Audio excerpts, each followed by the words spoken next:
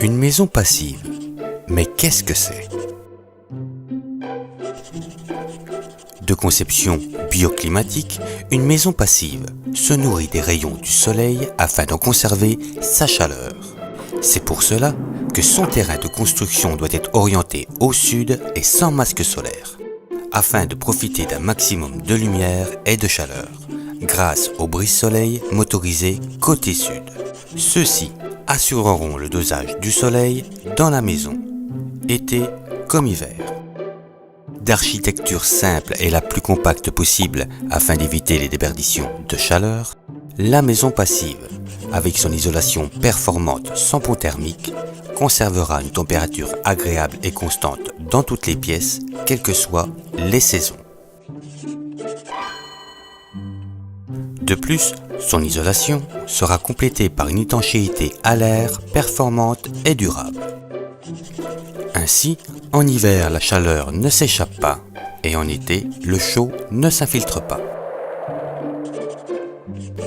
Abordons maintenant un des éléments les plus importants de la maison passive, sa ventilation.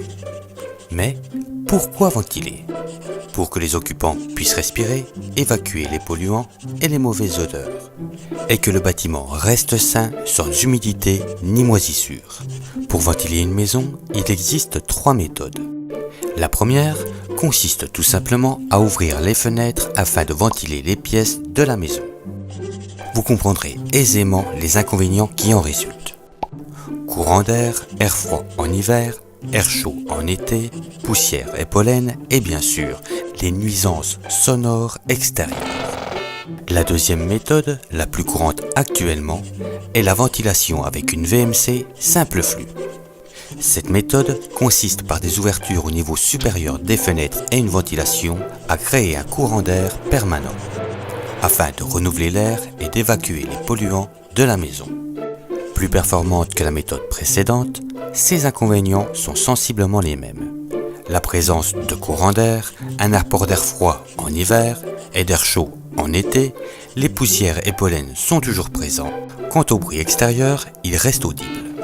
La dernière méthode, la plus performante, est la VMC double flux de la maison passive avec son filtre à pollen. L'air intérieur, CO2, odeur de cuisine, humidité, sont rejetés à l'extérieur, fournissant à l'air nouveau, filtré de tout pollen, ses calories, permettant ainsi à l'air entrant d'adopter la température de l'air sortant.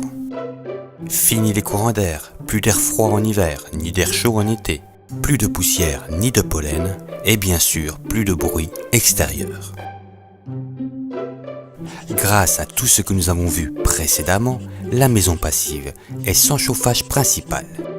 Pas d'entretien de chaudière, de pompe à chaleur ou de ramonage de conduits. Pas de stockage de combustible, plus de fioul ni d'abonnement au gaz. Et bien sûr, qui dit moins de consommation, dit un impact positif sur la nature.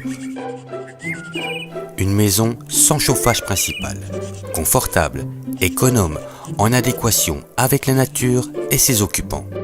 Pensée et construite par des constructeurs de référence, c'est ça une maison passive.